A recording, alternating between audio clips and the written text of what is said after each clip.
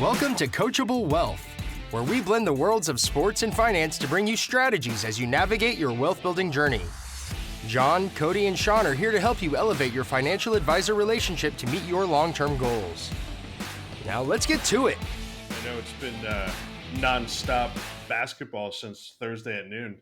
Yeah, I definitely watched a good amount on Saturday. So Saturday was not the best weather day here in Northeast Pennsylvania. It was pretty much pouring rain all day. So I did watch a good amount on Saturday. And then yesterday on Sunday, I watched a couple later games, which was good. Same here. Spent a lot of time this weekend watching some basketball. Always a good time of the year. A lot of upsets in the first round. I would say I was pleasantly surprised by some of them, but second round, it got pretty interesting. I think for the most part, most of the higher seeds won in the second round. Yeah, I think every single higher seed won besides Clemson beating Baylor. Yeah. Kansas was a lower seed than Gonzaga, but Kansas is missing their best player, so I know Gonzaga was supposed to win that game. Yeah, one of the rare times that a higher seed, I think, went in as an underdog. Yeah, Kansas is my favorite team, and normally I pick them every single year to win. So this year, I was hoping that everybody would be able to get healthy and make a run in the tournament, but missing your best player obviously completely stutters that. I feel like Clemson, I honestly, I don't think I've watched them play all season long, but I feel like they're just like stuck behind UNC, Duke. You just never hear about Clemson. Came out of nowhere. I don't think I watched them at all this year either. I thought James Madison would have hung with Duke a little more yesterday. I was surprised. I mean, they were down 20-30 almost the whole game. Yeah, that was a destruction. Yeah. I didn't watch the Houston game last night just because it was on pretty late here in the East Coast, but obviously that went into overtime, so they had a little bit of a scare there. Who's the highest seed left? Isn't there a double-digit seed somewhere? NC State. Oh, yeah. Okay, because they're at 11. They beat Oakland, so they had to play Marquette now. That'll be tough. Marquette didn't look too impressive over Colorado, I will say that. Yeah. Some of these Sweet 16 matchups look pretty darn good, though. Looking at the bracket here, I think that Duke-Houston game should be a great game. Wait, Duke-Houston? Yeah. Oh, wow, they already play each other. Yeah, in the Sweet 16. I did not realize Duke was a 4 seed. I thought they were like a 2 or 3 seed. Yeah. Yeah, no, that'll be a good game. I'm looking forward to Purdue and Gonzaga. I think Zach Edey's a pretty good player for Purdue. Yeah, he definitely is, yeah. Yeah, there's a decent amount of good games now coming up, going into the Sweet 16. We didn't start this podcast at the beginning of the tournament, but who did you guys have as your champion and your Final Four? I'll go first. I was sitting at 99.8% until Baylor lost yesterday. I had Baylor winning the whole thing. I somehow had a perfect first round in one bracket, which is the first time I've ever done that. Pure luck. I think I've watched maybe 2 hours of college basketball all season. But so you picked all 32 games, right? Yeah, I had Grand Canyon, Oakland, and what was the other one? JMU. I had JMU, and wow. just pure luck. I only filled out 2 brackets, and the first one was like teams I seriously thought. The second one was, all right, I'm going to throw some shots in the dark here. Once the second round happened, I dropped to 60%. And losing the champion. Out. Yeah, losing the champion's tough. Yale over Auburn was another good upset. The first round. Yep. So, yeah, I have Houston as the champion, and then I have UConn, Arizona, Creighton, and Houston in the Final Four. Yeah, I have 3 of the 4, my Final Four picks still remaining. I have UConn, North Carolina, and Creighton, and then I had Kentucky, but they obviously got knocked out the other day. And I have UNC winning the whole thing versus Creighton. Oh, that would be pretty decent upset. Well, UNC is obviously a 1 seed, but Creighton's a 3 seed. I don't think many people have UNC winning at all. UNC is one of those teams, though, unlike Kentucky. I mean, Kentucky's been doing a lot of the one-and-done recruiting. I mean, basically they get the star players in there. They come in for 1 year, then they leave. I think UNC I think they might be the oldest team in the NCAA I saw. Oh, really? Do they have any freshmen? I don't think so. They might have one, but I think they hit the transfer portal pretty good Yeah, the last year or two, and they have guys who've been on their roster for I don't know 2 or 3 years or longer. it will be interesting to see. And I know we spoke a little bit internally about this last week with Kentucky losing the first round. So what are they, 1-4 in the last 5 tournaments or something like that? Always like a top 3 seed. And then their coach John Calipari came out and said that he may have to start looking at doing some things differently, especially when you start looking at their record recently into the NCAA tournament about not going after some of the freshmen that are just going into the season they're going to be one and done, because a lot of these teams here recently are teams that aren't one and done. They have a lot of seniors, juniors, or as you were saying, John, potential transfers from other schools that were around for a long time. I know, just looking at the bracket here quickly, like Purdue's one of those schools. I know they have a lot of returning starters. Gonzaga, I know they lost a lot of seniors last year, but they kind of just built that foundational program up where the guys just stay, and it just seems to have lasting positive impacts in the tournament. Yeah, I think Houston's the same way. Yeah, think of like Villanova and Jay Wright. Yeah, That was kind of his bread and butter. I mean, he would recruit like great athletes, yeah, but he kind of had that foundation built, and they just stayed for the 3 or 4 years. And by the time some of those recruiting classes got to year 3 and 4, they were competing for national championships. yep.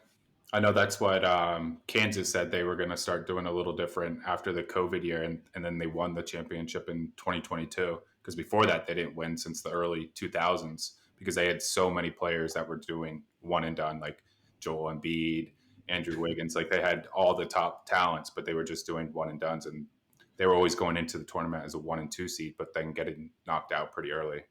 Yeah.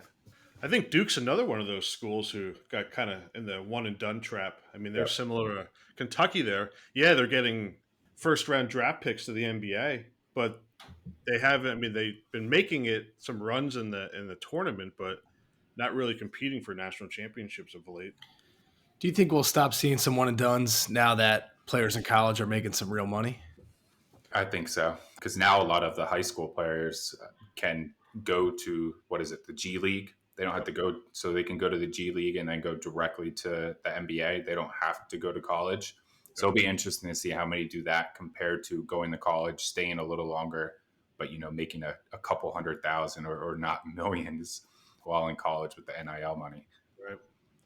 Sean, from like a coaching preparation aspect, isn't it hard? I mean, you get a new athlete in there for 1 year, integrate him into your program, and coach him up just in one season. Yeah, I think it's hard from a coaching standpoint that it's a new system. He's going to have his own way or his own way he was taught things. And for any player to be extremely successful, just like in anything else you do in life, you need to just be completely coachable and fully, adapt this new system and, whatever it is, a new style of play. And then from the other standpoint, it's like a teammate kind of thing. How are you a really strong teammate if you've been on 4 teams in 3 years? Yeah. That's always extremely hard. And I think a lot of people overlook that and think, oh, well, it's just basically college sports are almost like professional sports now.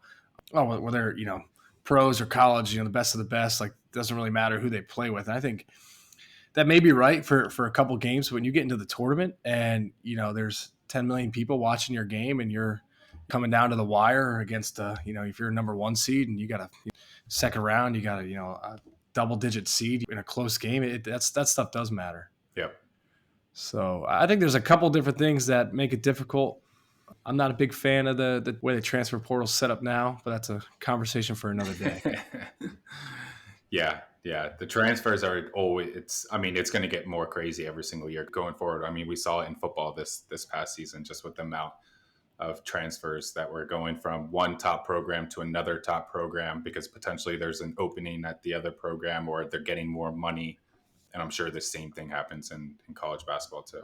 So if you would have told me 5 years ago that the quarterback of the Ohio State Buckeyes would leave Ohio State to go play for Syracuse, yeah.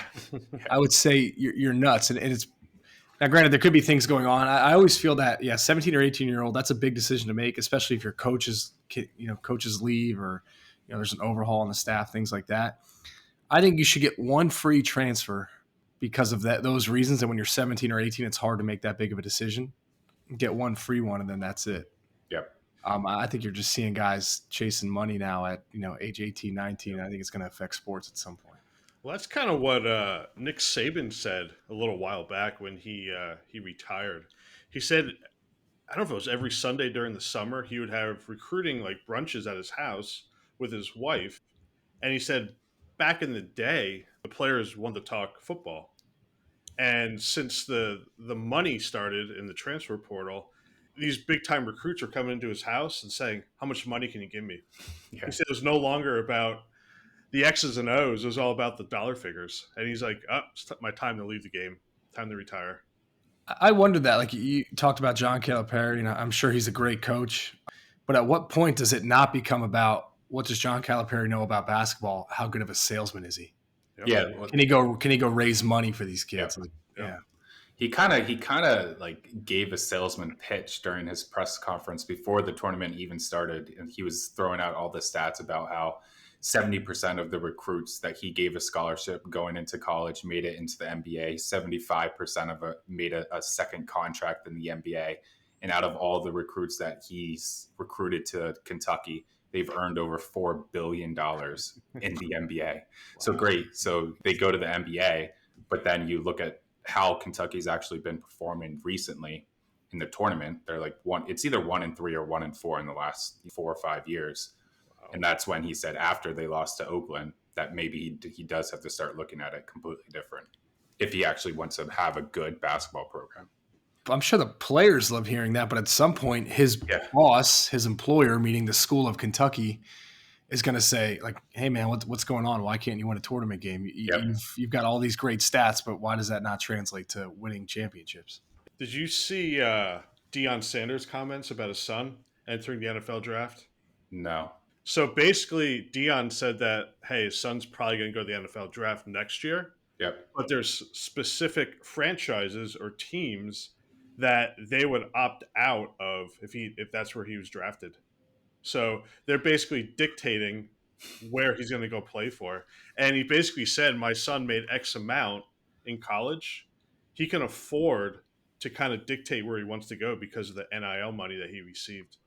So say for an example, he's the number 5 overall pick in 2025. If that pick, say, is the Giants and he doesn't want to go to the Giants, he'll just tell them during the draft process, hey, if you draft me, I'm not going to sign. Pretty so much. Then he falls to a team that he wants to go play for. Pretty much. That's crazy. I guess Eli Manning. Elway and Eli Manning did that. Correct. Yeah. Yep. Elway told him he was going to go play baseball, I think. Really? I didn't know that. You start walking a dangerous line with sports when you start doing that. The only more recent one I could think of is Kyler Murray. He was a top draft pick in both baseball and football. Right. I think he got picked like number 6 overall in baseball, and was he the number 1 overall pick in football too? Yeah. And I think he had to make the decision of which one he wanted to go with. Obviously, he went with football. Did you see any of the betting figures that kind of go into March Madness? I think the last number I saw, like DraftKings, is going to be in the billions. Yeah. The amount of money that's being bet on these games. And that's just like legal betting through their sports books, not all the, side brackets that, we set up with our friends or we do with our family and friends. I mean, it's a cheap, $10 entry or whatever, but I assume there's a huge amount in that throughout the country too. Right. But I know we spoke about picking upsets is a lot of fun. And obviously there were a ton of upsets in the first round. And then when you look at the, second round over the weekend on Saturday and Sunday, there was really only one upset with Clemson beating Baylor. I'd say, we all have clients who probably, come to us and say, hey, find me the next NVIDIA that's trading for $2 a share right now, right? I think everybody, if everybody could do that, people like, us wouldn't need jobs. Picking the underdogs is great. It's exciting. It's fun. If you want to go pick your own stocks, I think there's a place for that. Maybe if you have a small account that you like to go play with and, do those things. If it makes you happy, you like to do that research. But in the end, like you said, Cody, no seed lower than an 8 has ever won the national championship game. Yeah. So going back over the last 40 years, the lowest seed to win was an 8 seed, which won one time, 7 seed one time, 6 seed one time. So 3 times over the last 40 years, there was a seed higher than a 6 seed one. The rest are between 1 and 4 seeds, with over half of them coming from the number 1 seed. Relating that to finances, building a strong portfolio of good funds or good companies is important. And over time, it's going to do what it's supposed to do. Whereas, yeah, you may get some luck picking a cowboy stock out there, if you want to call it that. But if you keep doing that over time, you have a pretty high chance of getting burnt. Yeah, specifically this March Madness, like there were multiple double-digit seeds upsetting, the lower seed in the first round, but then pretty much all of them lost over the weekend. Like there's only one double-digit seed going into the Sweet 16, and that's NC State, and that's because they played another double-digit seed in Oakland. Every other double-digit seed lost. So while it's fun, and it may work in the shorter term, like it worked the first couple of days in March Madness, but when you're looking longer term out, it doesn't always work. Yeah, and I think you can say it's fine when it's a small amount of money, but when you get deeper into the bracket or more serious in your financial life, you probably want to really consider why you're doing that. And if there's a method to your madness, or are you just watching the news and saying, oh, that sounds great, let me just go buy some of this. Yeah. Right. Because as you get more serious or further along in your life and the numbers become bigger, the consequences are more serious, meaning retirement, you have a family, homes, mortgages, all these things. You want to really have a strong foundation as to why you have the investments you have. Yep. Similar to the market. You don't want to be in the Final Four just throwing darts at who's going to get there. Yep. I also think we're kind of doing something very similar to what the college basketball programs are doing, the players, the coaches. I mean, we're kind of preparing individuals for long-term success. Yep. We're diving into kind of what Sean said, the portfolio aspect, looking into their mortgages, expenses, all of those items. We're preparing in a similar way as what they're doing to head into the March Madness here. I think it gets more important as the clients near retirement age. Yep. I mean, specifically, just if you have a household who has 75% of their assets in, say, their 401ks, and they need to rely on those assets for retirement income. Maybe they have a little bit of Social Security out there, but if they have to take all of their dollars from that one bucket, I mean, there's going to be some pretty significant tax consequences. But we can kind of back into different asset location, maybe put some assets in a Roth bucket, taxable bucket. That helps tremendously in retirement and tax efficiency. Yep. If you think about a one and done, the majority of those programs, not all, but maybe 60% of the points that were scored that year are not going to be there the next year. So they have to completely redo it. So if you think about that on the investing side, we're not going to completely overchange a investment portfolio from one year to the next year. We're thinking about the longer term. Sure, there's going to be some tweaks, whether you do some rebalancing, if you had a run up in stocks, rebalance, sell a little bit, or maybe one fund, we're switching to another fund because we like the outlook better going forward. Sure, there'll be a little bit of tweaks. And I think that's where you've seen recently in March Madness is a lot of the programs are looking to, have their players for a longer time instead of the one and dones, because there hasn't been a ton of success with that. I saw a great chart the other day. I think I was watching financial news, and it was kind of a parody, but it said it was performance on one axis and it was activity level on the other axis. And the more activity you had, the less your performance. And it was a parody, but it's like you never give the funds or your positions a chance to do what they're supposed to do if you sit on them for a couple weeks or a couple months and then you want to change them right away. And also that becomes extremely expensive depending on what, number one, are you doing in a taxable account or an IRA? If it's a taxable account, you could be giving yourself a lot of short-term or long-term gains, depending, what you're moving around. And then also, you need to be aware of any trading fees that you have or platform fees that, you start doing that. Those things add up and just eat at your returns. Yep. As advisors too, it's tough when you have a year like 2022. Everything's down, stocks, bonds. And then obviously we had a very good, year last year in 2023 where everything bounced back. I think one thing to point out that a lot of clients still don't understand is fixed income. So, I mean, in fixed income, 2022 was one of the worst years ever. Last year, even though the Fed still rose interest rates throughout the year, fixed income was up, depending on what fixed income asset you had. But fixed income was up between 5 and 6% last year, even though the Fed never cut interest rates. So I think that's still a huge opportunity going forward. And when the Fed does cut interest rates, you could potentially, be locking in the yield right now and also get a principal increase in fixed income. I saw an article, I think it was in the Wall Street Journal, probably a week or two ago. They're talking about fixed income, next couple month outlook, or maybe year outlook for interest rates. And they were kind of talking about like millennials, Gen Z, people in like their 30s and 40s who've been so successful with just dollar cost averaging into maybe the S&P 500 or large cap growth funds. They've been getting double digit returns over the last decade or so. Yep. For people in their 30s and 40s, do you think fixed income has a play into their portfolio with their long-term horizons? If it's inside a 401k or an IRA where you are still, adding into it and you're still not going to touch it for 30, 40 years down the line, sure, you can make the argument to have a small percentage in fixed income, rebalance maybe your current portfolio, have a little bit in fixed income. But I still think it makes sense to be very aggressive. Right. If you're talking about a brokerage account where you may be using some of those funds, to make an addition onto your home, buy a new car that you may have to pull out a percentage in the next couple months, that's where I think you need to build in the allocation to fixed income so you have that stability. The stability was tough in 2022 because the Fed went from 0 to 4%. But then we have years like last year when they went from 4% to 5.25. So they still raised, interest rates over 1%, but fixed income was still up 5 to 7%, depending on your holdings last year. I agree. I mean, you look at a 30-year-old in a 401k plan, they're statistically going to see 3, if not 4 complete market cycles before they retire. Yep. So I think a lot of it has to depend on the person and what kind of stomach they have for volatility.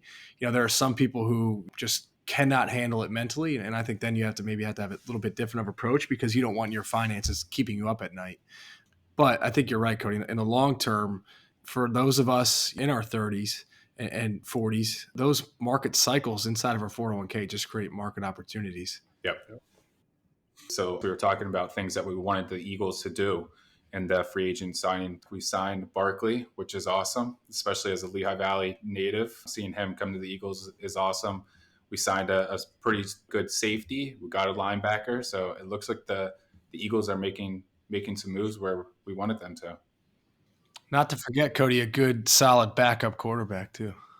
Oh yeah, Kenny Pickett. I don't know why that decision was made. Maybe we'll find out on draft night. But I think one of the major reasons why they did that is his salary cap hit is really low for 2024 and 2025. So I think it's only like $2 million per year. Where if you're signing a free agent quarterback, they're getting paid close to $10 million. Like we just saw Marcus Mariota, who was the backup for the Eagles last year, got $10 million to go somewhere else. So if you can have a decent quarterback for 1/10 of that, that's where I think it makes sense to make a trade like that. To be a fly on the wall for those conversations, yeah, I know those GM's rooms would be awesome. I say this is Harry Roseman's season. This is what he's best at, and he's kind of proved it again this offseason. Yeah. One other exciting thing: opening day Yes. for baseball. So I know John and I are excited about the Phillies. Sean, who do you follow? Do you follow the Phillies in baseball? Big Phillies fan. Yeah. Okay. All right. Perfect. So we're all on the same side for baseball too. So hopefully the Phillies, for once, will start off on a good foot to start the year and not be 10 games below 500, through April and May.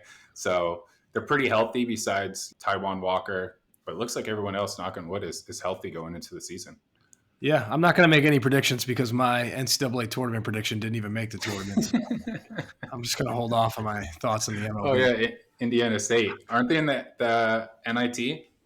Yeah, and I didn't even watch the NIT. I was so mad they didn't make it. I saw Buster Olney on ESPN had the Yankees, Phillies in the World Series, with the Phillies winning it all. Oh, really? Yep. The Yankees. Yeah. I didn't even know they were supposed to be that good this year, especially since Garrett Cole's going to be out for Yeah. a while, isn't he? Yeah. I guess the Soto trade. Oh, yeah. Yeah. Yeah. Yeah, pitching wise, I'm not sure. That's a tough division. You got the Rays and the Orioles in there, had great seasons last year. Yep. And the Red Sox are always solid. I know they fell off a little bit here recently, but they're always pretty good. Yeah, I know Dennis is pumped up about Baltimore. So yeah, it's crazy how talented they are. And their top prospect could be playing in the MLB right now, but I guess they're going to send him to minor leagues for a little bit because of that. If they send him down there for like 1 or 2 months, they get an extra year of control over him. Isn't their entire team like mid-20s or younger? Like obviously minus a few players, but I think they're all pretty young. Besides Craig Kimbrell. Yeah. They can have him. He was a disaster for the Phillies at the end of last year. They are stacked though. They got so much talent. And now they have a new owner too, so I'm sure they'll probably be making some trades towards the trade deadline in the summer. Good time. And then now hopefully the weather is starting to get nice here in Pennsylvania too. Let's hope. Yep. The March to Red October starts. There we go. We hope you enjoyed this episode of Coachable Wealth, brought to you by Morton Brown Family Wealth, an SEC-registered investment advisor. This podcast is designed for educational and informational purposes and not intended as investment advice. More information can be found at www.mortonbrownfw.com.